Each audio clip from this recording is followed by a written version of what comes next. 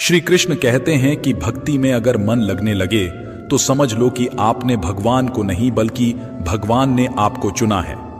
दोस्त, आज का ये वीडियो बहुत ही महत्वपूर्ण है क्योंकि आज के इस वीडियो में हम बात करेंगे स्वयं भगवान श्री कृष्ण के श्रीमुख से निकली श्रीमद् भगवत गीता के दिव्य ज्ञान से प्रेरित ऐसे पवित्र और अनमोल विचारों की जो आपके जीवन से सारे दुख, चिंता और निराशाओं का अंत करके जीवन को नई ऊर्जा, उमंग और खुशियों से भर देंगे। श्रीमद् भगवत गीता सिर्फ एक धर्म के लिए नहीं है बल्कि इसे धरती के हर इंसान को पढ़ना और समझना चाहिए ताकि वह अपनी जिंदगी में सुख, शांति और सफलता को प्राप्त कर सके। कहा जाता है कि जिस घर में गीता का पाठ हर रोज पढ़ा जाता है या सुना जाता है उस घर में भगवान श्री कृष्ण स्वयं आते रहते हैं। मित्र, अगर आप भगवान श्री कृष्ण के इस बहुमूल्य ज्ञान का लाभ अधिक से अधिक लेना चाहते हैं तो श्रीमद् भागवत गीता से प्रेरित इस ज्ञान को पूरा अंत तक सुने और इन विचारों को आप हर रोज सुबह और रात में सोने से पहले जरूर सुने। तो चलिए सुनते हैं भगवान श्री कृष्ण के श्रीमुख से निकले इन अनमोल विचारों को। श्री कृष्ण कहते हैं, जिंदगी में कुछ नेक काम ऐसे भी करने चाहिए जिनका उस ऊपर वाले के सिवा कोई दूसरा गवाह ना हो।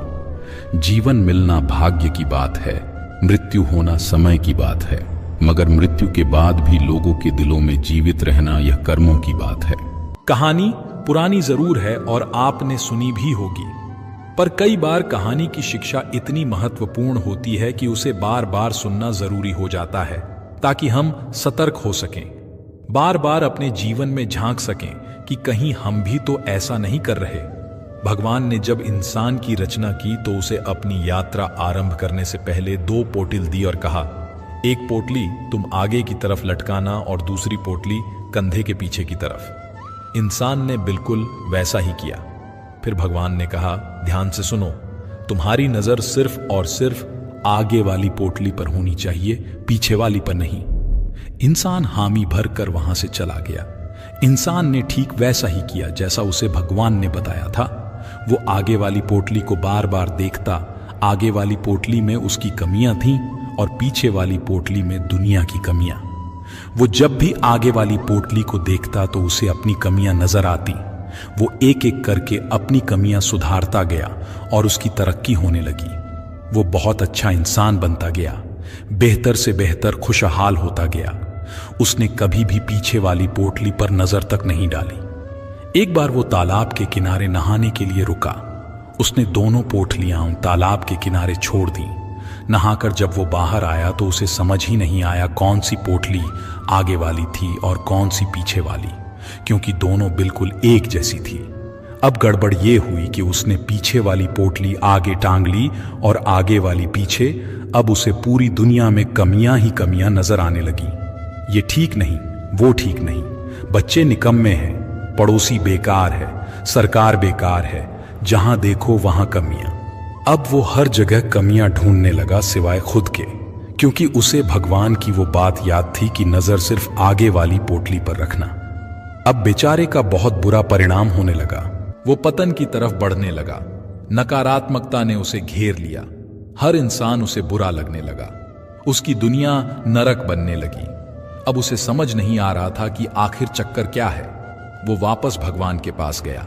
भगवान ने उसे समझाया, जब तक तेरी नजर खुद की कमियों पर थी तू तरक्की कर रहा था क्योंकि तू खुद को सुधार रहा था, और जैसे ही तूने दूसरों की कमियां देखनी शुरू कर दी वैसे ही तेरा पतन आरंभ हो गया। दोस्त, यही हकीकत है। जब जब हम अपनी उंगलियां दूसरों पर उठाएंगे तब तब हम केवल और केवल अपना ही नुकसान करेंगे। हम किसी को भी नहीं सुधार सकते। आध्यात्मिकता की नजर से देखें तो हर कोई अपनी यात्रा पर है। हम खुद की कमियां सुधार लें, खुद को बेहतर बना लें, रोज खुद को पिछले दिन से बेहतर बना लें, यही जरूरी है। किसी ने क्या खूब कहा है, झांक रहे हैं इधर उधर, सब अपने अंदर झांके कौन, ढूंढ रहे दुनिया में कमियां, अपने मन को ताके कौन। दुनिया सुधरे सब चिल्लाते, खुद को आज सुधारे कौन। पर उपदेश कुशल बहुतेरे, खुद पर आज विचारे कौन। हम सुधरे तो जग सुधरेगा, ये सीधी बात विचारे कौन। श्री कृष्ण कहते हैं, सब्र कोई कमजोरी नहीं होती बल्कि यह वह ताकत होती है जो सभी में नहीं होती। दुआएं कभी खाली नहीं जाती, बस सही वक्त पर कबूल होती हैं। मनुष्य अपने विश्वास से निर्मित होता है। जैसा वो विश्वास करता है वैसा ही वह बन जाता है। हर चीज की नकल की जा सकती है, लेकिन चरित्र और व्यवहार नहीं। अपनी सोच को काबू में रखिए, क्योंकि आपकी सोच ही असलियत का रूप लेगी। अगर नीयत अच्छी हो तो नसीब कभी बुरा नहीं होता। दिमाग में विचारों की भीड़ जितनी कम होगी, जिंदगी का सफर उतना ही आसान होगा। मन का झुकना भी बहुत जरूरी है। सिर्फ सर झुकाने से भगवान नहीं मिलते। अगर आप उन बातों और परिस्थितियों की वजह से चिंतित हो जाते हैं जो आपके नियंत्रण में नहीं है, तो इसका परिणाम समय की बर्बादी और भविष्य का पछतावा है। आप दुख पर ध्यान देंगे तो हमेशा दुखी रहेंगे। आप सुख पर ध्यान देंगे तो हमेशा सुखी रहेंगे, क्योंकि आप जिस पर ध्यान देते हैं वही चीज सक्रिय हो जाती है। श्रीमद् भागवत गीता में भगवान श्री कृष्ण कहते हैं कि जिस तरह प्रकाश की ज्योति अंधेरे में चमकती है, ठीक उसी प्रकार सत्य भी चमकता है। इसलिए मनुष्य को हमेशा सत्य की राह पर चलना चाहिए। मृत्यु एक अटल सत्य है जिसे कभी बदला नहीं जा सकता है। इस संसार का जब से निर्माण हुआ है, तब से जन्म मृत्यु का चक्र चलता आ रहा है। कोई मनुष्य चाहे लाख चीजें जान ले, चाहे वो पूरे जगत को जान ले, लेकिन अगर वह स्वयं को नहीं जानता तो वह अज्ञानी है।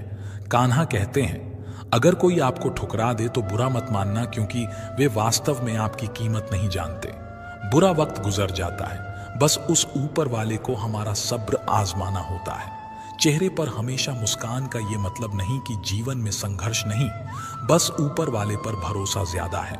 जिंदगी में अगर कुछ बड़ा करना है, तब दो चीजें हमेशा याद रखना कि जो खोया है उसका गम नहीं, जो पाया है वह भी किसी से कम नहीं। तबीयत से व्यक्ति जितना कमजोर नहीं होता, उससे ज्यादा वो नकारात्मक विचारों से थकता है। जिंदगी में हम कितने सही और कितने गलत हैं, ये सिर्फ दो ही शख्स जानते हैं, परमात्मा और अंतरात्मा। नकारात्मक विचारों को अपने मन में प्रवेश करने की अनुमति ना दो, क्योंकि यही वो एक चीज होती है जो हमारा आत्मविश्वास कम कर देती है। कामयाबी कुछ नहीं, बस एक नाकामयाब व्यक्ति के संघर्ष की कहानी होती है। आपके खिलाफ होने वाली बातों को खामोशी से सुन लीजिए। यकीन मानिए, वक्त उन्हें बेहतर जवाब देगा। जिसने अपने को वश में कर लिया है, उसकी जीत को देवता भी हार में नहीं बदल सकते। अगर लोग आपकी अच्छाई को आपकी कमजोरी समझते हैं, तो ये उनकी समस्या है। आप आईना हो, आईना बने रहो। फिक्र वो करें जिनकी सूरत खराब है। श्रीमद् भगवत गीता में भगवान श्री कृष्ण कहते हैं कि हे अर्जुन, तुम्हारा क्या गया जो तुम रोते हो? तुम क्या लाए थे जो तुमने खो दिया?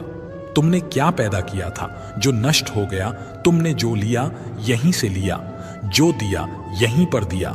जो आज तुम्हारा है कल किसी और का होगा, क्योंकि परिवर्तन ही संसार का नियम है। और समय के साथ संसार में हर चीज परिवर्तन के नियम का पालन करती है। भगवान श्री कृष्ण कहते हैं, कर्म योग ही वो योग है जिसके माध्यम से हम अपनी जीवात्मा से जुड़ पाते हैं। कर्म योग हमारे आत्मज्ञान को जागृत करता है। इसके बाद हम न केवल अपने वर्तमान जीवन के उद्देश्यों को, बल्कि जीवन के बाद की अपनी गति का पूर्वाभ्यास प्राप्त कर सकते हैं। इस योग में कर्म के द्वारा ईश्वर की प्राप्ति की जाती है। श्रीमद् भगवत गीता में कर्म योग को सर्वश्रेष्ठ माना गया है। गृहस्थ और कर्मठ व्यक्ति के लिए यह योग अधिक उपयुक्त है। कर्म योग सिखाता है कि कर्म के लिए कर्म करो, आसक्ति रहित होकर कर्म करो। कर्मयोगी इसीलिए कर्म करता है कि कर्म करना उसे अच्छा लगता है। कर्मयोगी इसीलिए कर्म करता है कि कर्म करना उसे अच्छा लगता है। कर्मयोगी कर्म का त्याग नहीं करता, वो केवल कर्म फल का त्याग करता है और दुखों से मुक्त हो जाता है। उसकी स्थिति इस संसार में एक दाता के समान है और वो कुछ भी पाने की कभी चिंता नहीं करता। वो जानता है कि वो दे रहा है और बदले में कुछ मांगता नहीं, और इसीलिए वो दुख के चंगुल में नहीं पड़ता। संसार का कोई कार्य ब्रह्म से अलग नहीं है, इसलिए कार्य की प्रकृति कोई भी हो, निष्काम कर्म सदा ईश्वर को ही समर्पित हो जाता है। हे अर्जुन, पुनर्जन्म का कारण वासनाओं या अतिरिक्त कामनाओं का संचय है। कर्मयोगी कर्म फल के चक्कर में ही नहीं पड़ता, अतः वासनाओं का संचय भी नहीं होता। इस प्रकार कर्मयोगी पुनर्जन्म के बंधन से भी मुक्त हो जाता है। भगवान श्री कृष्ण कहते हैं, मनुष्य का मन वायु की तरह चंचल है। ये मन ही है जो मनुष्य को काम वासनाओं की तरफ भटकाता रहता है। अगर जीवन को सफल बनाना है तो मन पर काबू करना बहुत जरूरी है।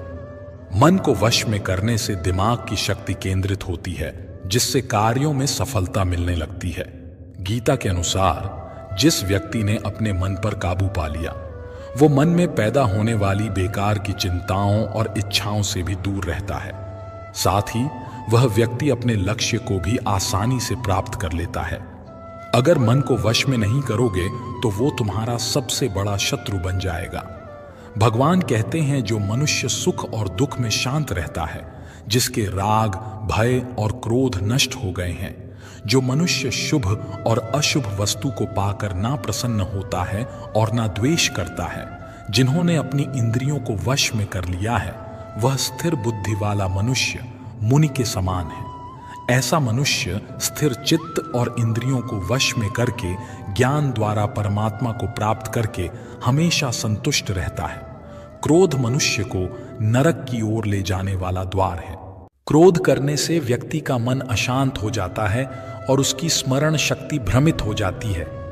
स्मृति में विभ्रम होने से उसकी बुद्धि नष्ट हो जाती है और फिर व्यक्ति का पतन हो जाता है। भगवान श्री कृष्ण कहते हैं, मनुष्य को क्रोध करने से बचना चाहिए। कितना भी गुस्सा आए, स्वयं को शांत रखने का प्रयास करें। श्री भगवान कहते हैं, जिस प्रकार समुद्र की स्थिति अचल है, भारी से भारी आंधी तूफान आने पर या अनेक नदियों के जल प्रवाह उसमें प्रविष्ट होने पर भी वो अपनी स्थिति से विचलित नहीं होता, मर्यादा का त्याग नहीं करता, उसी प्रकार परमात्मा के स्वरूप में स्थित योगी की स्थिति भी सर्वथा अचल होती है। बड़े से बड़े सांसारिक सुखों दुखों का सहयोग वयोग होने पर भी उसकी स्थिति में जरा भी अंतर नहीं पड़ता।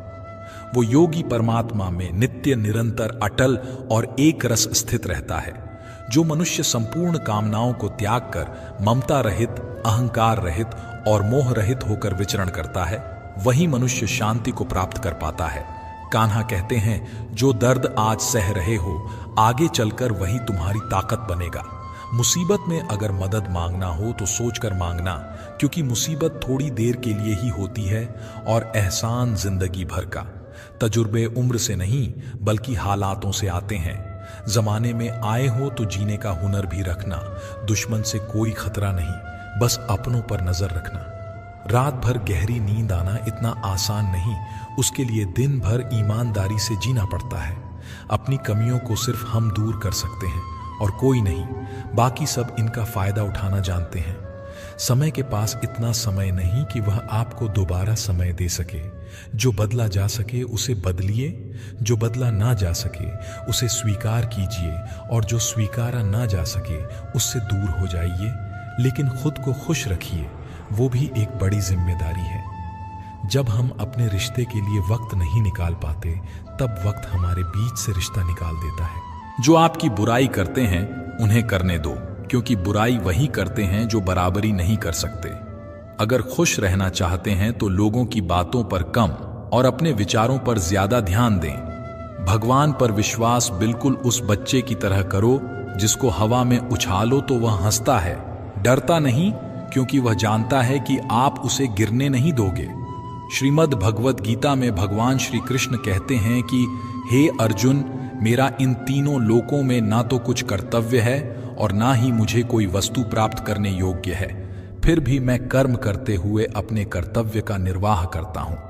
हे पार्थ, यदि मैं कर्मों को करने में सावधानी न बरतूं तो बड़ा अनर्थ हो जाएगा, क्योंकि मनुष्य सब प्रकार से मेरे ही मार्ग का अनुसरण करते हैं। यज्ञ से बचे हुए अन्न को खाने वाले श्रेष्ठ पुरुष सब पापों से मुक्त हो जाते हैं, और जो पापी लोग अपना शरीर पोषण करने के लिए ही अन्न पकाते हैं, वे तो पाप को ही खाते हैं। अर्थात जो लोग ईश्वर को याद किए बिना जिंदा रहने में ही लगे रहते हैं, उन्हें चोर समझना चाहिए। केवल ज्ञान ही एक ऐसा अक्षय तत्व है जो कहीं भी, किसी भी अवस्था में और किसी भी हाल में मनुष्य का साथ नहीं छोड़ता। धरती पर जिस प्रकार मौसम में बदलाव आता है, उसी प्रकार जीवन में भी सुख दुख आता जाता रहता है। युद्ध हो या जीवन, सफलता केवल 3 शस्त्रों से प्राप्त होती है: धर्म, धैर्य और साहस। कान्हा कहते हैं, सेवा सबकी कीजिए मगर आशा किसी से मत रखिए, क्योंकि सेवा का सही मूल्य भगवान ही दे सकता है, इंसान नहीं। नियत साफ हो तो एक लोटा जल भी कबूल है, वरना दिखावे के तो 56 भोग भी फिजूल है। कहाँ मिलता है कोई ऊपर वाले के सिवा समझने वाला, जो भी मिलता है बस समझा कर चला जाता है। भगवान के फैसले पर कभी शक मत करना, अगर सजा मिल रही है तो कोई गलती भी अवश्य ही होगी। अगर आप सही हो तो कुछ सही साबित करने की कोशिश ना करो, बस सही बने रहो, गवाही खुद वक्त देगा। वहां बैठकर रोना बहुत सुकून देता है, जहां कृष्ण के सिवाय कोई और सुनने वाला ना हो। जितना इंतजार वो आपसे करवा रहा है, समय आने पर वो इतना देगा कि संभाल भी नहीं पाओगे। मित्रता आवश्यक है, संबंध भी आवश्यक है, परंतु जीवन की कठिन परिस्थिति यह दर्शाती है कि अकेले रहने की कला का आना भी आवश्यक है। जिंदगी में इतना सफर करने के बाद एक बात तो सीख ली है मैंने, कि उस गली में कभी अपना कदम भी मत रखना जहां के लोग आपकी कदर नहीं करते। कदर करो उस इंसान की जो तुम्हारे सबसे ज्यादा नजदीक है। जो नजदीक भी नहीं आना चाहते, उनका तो ख्याल करना भी छोड़ दो। उसे लौटना होगा तो लौट आएगा। कदर तो उसकी करो जिसे तुमसे दूर जाने में भय लगता है। ये कस्में वादे सब झूठ होते हैं, क्योंकि सबसे ज्यादा कसम वही खाते हैं जो सबसे ज्यादा झूठ बोलते हैं। दीपक का जीवन इसीलिए वंदनीय नहीं है कि वह जलता है, बल्कि इसीलिए वंदनीय है कि वह दूसरों के लिए जलता है, दूसरों से नहीं जलता। कान्हा कहते हैं, जीवन में कभी मौका मिले तो किसी के लिए सारथी ही बनना, स्वार्थी नहीं। किससे कब और कितना बोलना है, अगर तुमने ये समझ लिया तो तुम अपनी जिंदगी के सार्थक बन चुके हो। कामयाबी और नाकामयाबी दोनों जिंदगी के हिस्से हैं और दोनों ही स्थायी नहीं हैं। जिंदगी की आधी शिकायतें यूं ही दूर हो जाएंगी अगर लोग एक दूसरे के बारे में बोलने की जगह एक दूसरे से बोलना सीख जाएंगे। विश्वास किसी पर इतना करो कि वो तुम्हारे साथ छल करते समय खुद को दोषी समझे, और प्रेम किसी से इतना करो कि उसके मन में सदैव तुम्हें खोने का डर बना रहे। 4 वेदों का अर्थ नहीं भी जानो तो कोई बात नहीं, लेकिन समझदारी, जवाबदारी, वफादारी और ईमानदारी, इन 4 शब्दों का मर्म जान लो तो भी जीवन सार्थक हो जाएगा। हे अर्जुन, जिस काल में तेरी बुद्धि मोहरूपी दलदल को भली भांति पार कर जाएगी, उस समय तू सुने हुए और सुनने में आने वाले इस लोक और परलोक संबंधी सभी भोगों से वैराग्य को प्राप्त हो जाएगा। हे पार्थ, धर्म से भरा हृदय धर्म का परामर्श देता है और अधर्म से भरा हृदय अधर्म का परामर्श देता है। कान्हा कहते हैं, दुष्ट लोगों की भलाई कभी नहीं करनी चाहिए, क्योंकि बिच्छू को आप कितना भी प्यार कर लो फिर भी वह डंक ही मारेगा। लोग तुम्हारी कदर तभी करेंगे जब तुम भी उन्हें उन्हीं की तरह नजरअंदाज करना सीख जाओगे।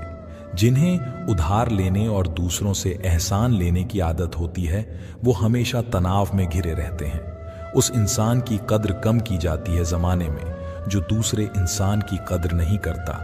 किसी को इतना भी सर पर मत बैठा लेना कि सर दर्द बन जाए, और किसी की इतनी भी खुशामद मत करना कि वो आपके लिए बेकदर हो जाए।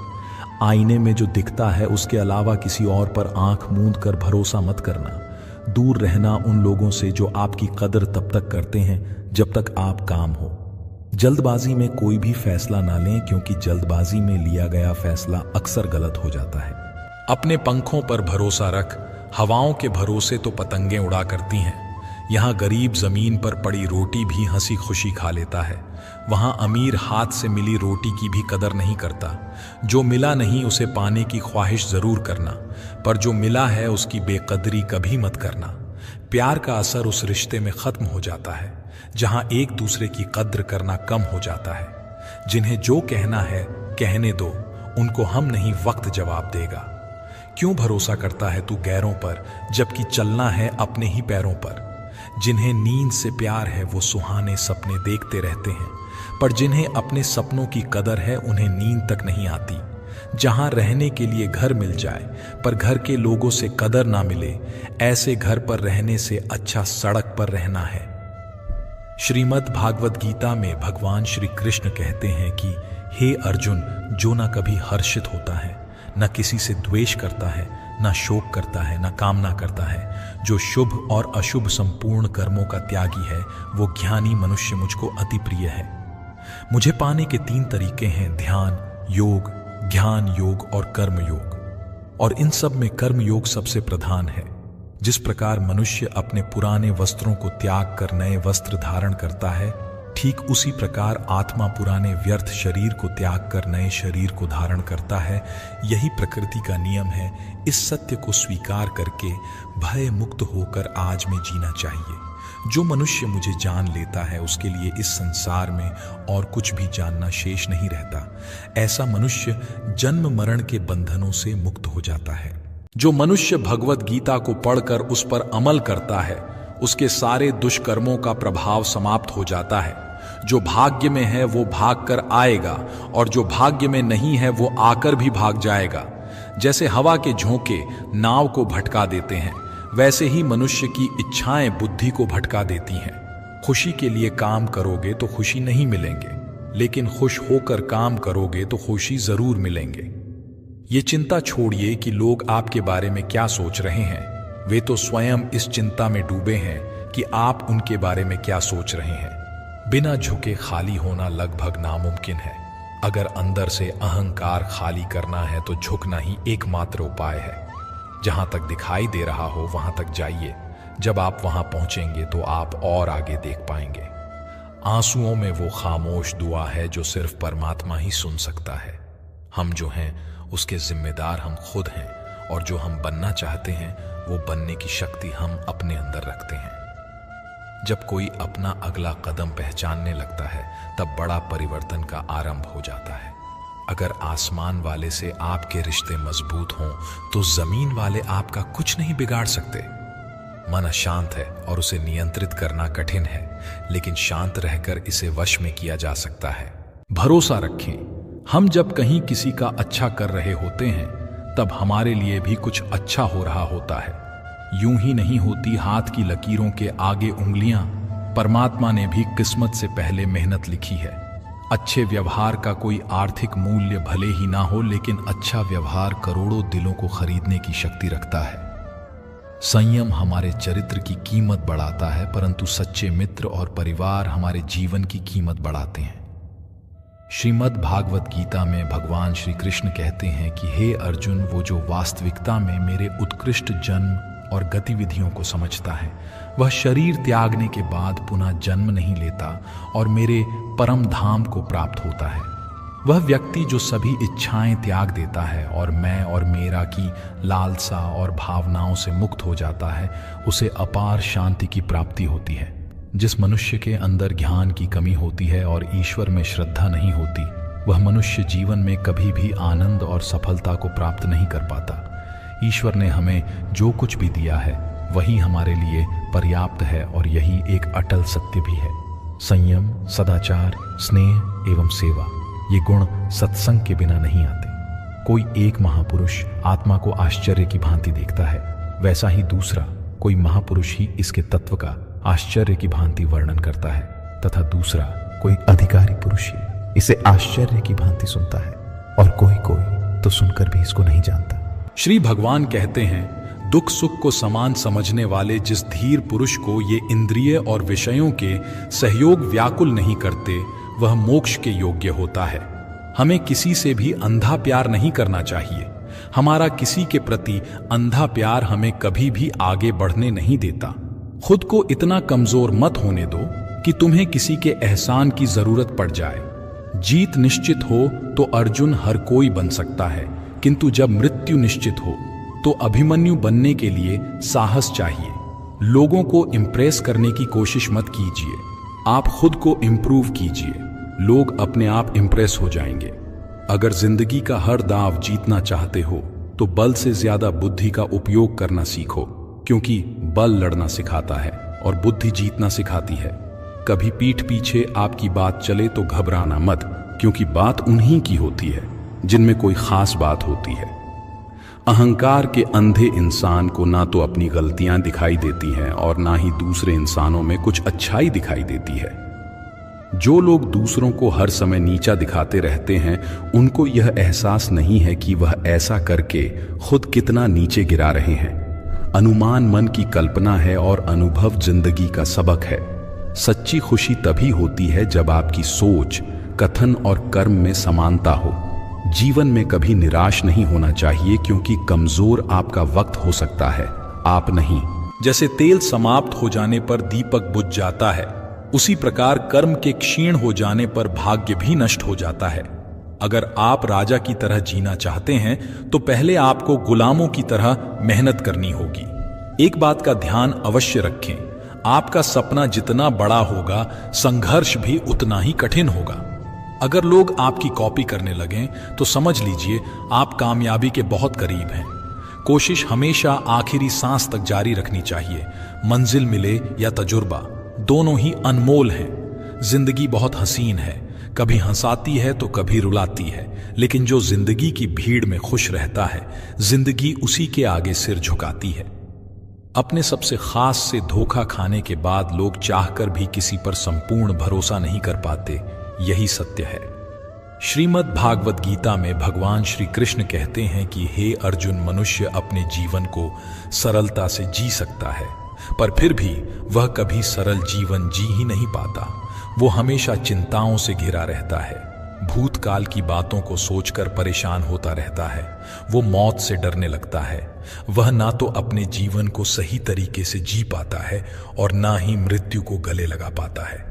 ज्ञानी व्यक्ति ना तो मरने वाले का शोक करते हैं और ना ही उनका शोक करते हैं जो अभी जिंदा है, क्योंकि वो जानते हैं जो मर गया फिर से जन्म लेगा और जो जिंदा है वो एक दिन जरूर मरेगा।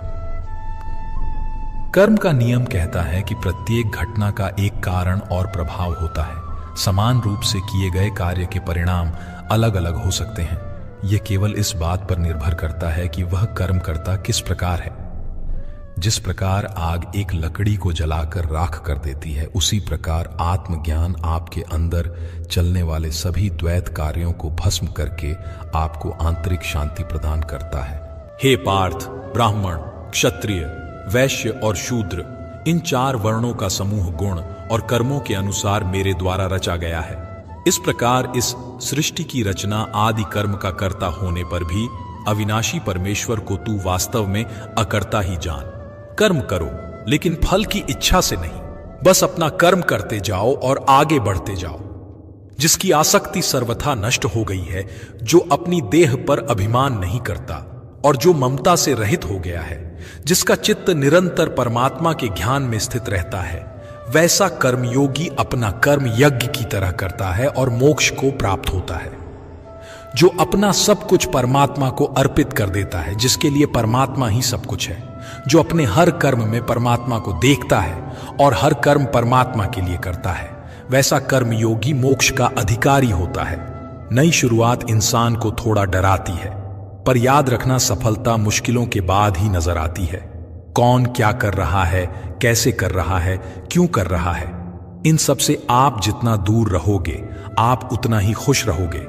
कोई हमारा बुरा करे ये उसका कर्म है, लेकिन हम किसी का बुरा ना करें ये हमारा धर्म है।